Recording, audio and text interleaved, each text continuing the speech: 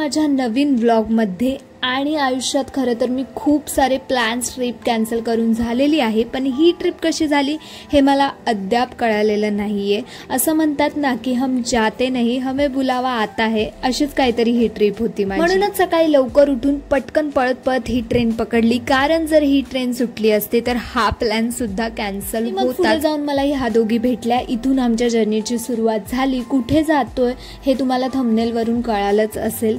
Journey तर start झालेली, पण आमची बगबग काही थांबत नव्हती। शेवटी स्टेशन आलं। अचानक प्लॅन झाल्यामुळे आम्ही रिझर्वेशन बुकिंग्स ह्या फंद्यातच पडलो नव्हतो। डिरेक्टली आम्ही कसारा ट्रेनने आलो होतो आणि स्टेशनला पोहोचल्यावर स्टेशनच्या बाहेरच तुम्हाला अनेक ऑटोज टॅक्सीवाले भेटतील, जे की तुम्हाला डिरेक्टली त्र्यंबकेश्वर किंवा नाशिकला घेऊन जातील।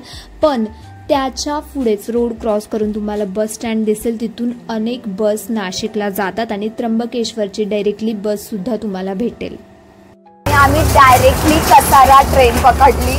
ट्रेन कसाराला येऊन थांबल्यावर आम्ही नाशिक स्टेशनला उतरून पुढे जाणार होतो, पण आम्हाला डायरेक्टली त्र्यंबकेश्वरची बस भेटली। सध्या आम्ही आता त्याच त्र्यंबकेश्वरच्याच बसमध्ये आहोत। गर्दी तर बिलकुलच नाहीये, तुम्हाला मी दाखवतो। आणि थोड्याच वेळात आम्ही पोहोचणार देखील होतो आणि फायनली आम्ही त्र्यंबकेश्वरच्या मेन गेटच्या एंट्रीच्या बाहेरच होतो। इथून एंट्री आहे आणि इथून तुम्हाला डिरेक्टली आतमध्ये मंदिरापर्यंत जायला ऑटोने 100 रुपये होतील। ह्या एंट्रीच्या बाजूलाच गजानन महाराज संस्थान आहे। बसने इथे पोहोचायला आम्हाला साधारण 3 तास लागले होते आणि तुम्ही या संस्थानामध्ये स्टे सुद्धा करू शकता। बट इथे ऑनलाईन रजिस्ट्रेशन अवेलेबल नाहीये, इथे ऑफलाईन रजिस्ट्रेशन होतं, म्हणजेच तुम्हाला पर्सनली येऊन इथे रूम नोंदणी करावी लागेल।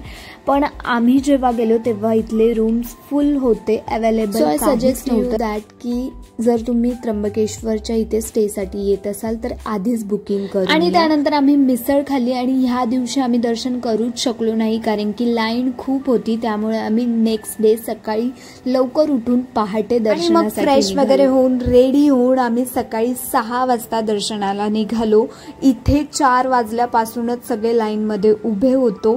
सगळं वातावरण फॉगी झालेलं होतं, अगदी प्रसन्न वाटत होतं। इथे तुम्हाला एक VIP लाईन सुद्धा भेटेल, त्या लाईनीचा पास तुम्हाला घ्यावा लागेल, जो की 200 रुपयाचा होता। आम्ही श्रावणात आल्यामुळे दोन्ही लाईन सेमच होत्या, कारण की गर्दी तेवढीच होती। जर तुम्ही श्रावणामध्ये येत असाल तर तुमचा फुल डे दर्शनामध्येच निघून जाईल, कारण की लाईन खूप असणार आहे, गर्दी खूप असणार आहे। साधारण आम्हाला 5 तास लागले होते लाईन मध्ये दर्शनासाठी, but we enjoyed a lot. आणि हे त्र्यंबकेश्वर मंदिर हे 10वं ज्योतिर्लिंग आहे आणि इथे ब्रह्मा विष्णू महेश या 3 देवांची पूजा होते, म्हणूनच इथे त्र्यंबकेश्वर मंदिर असे म्हटले जाते। आणि इथून लाईन पुढे गेल्यावरच ऍक्च्युअल एनर्जी आमच्यामध्ये यायला लागलेली, कारण की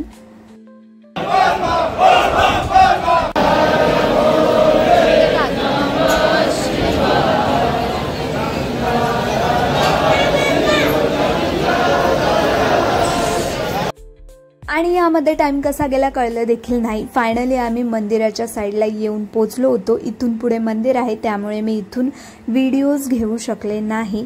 मंदिर अगदी अप्रतिम आहे आणि आमचं दर्शन अगदी मस्त झालं। तुम्हाला हा व्लॉग आवडल्यास लाईक आणि सबस्क्राईब नक्कीच करा। Thank you for watching. बाय।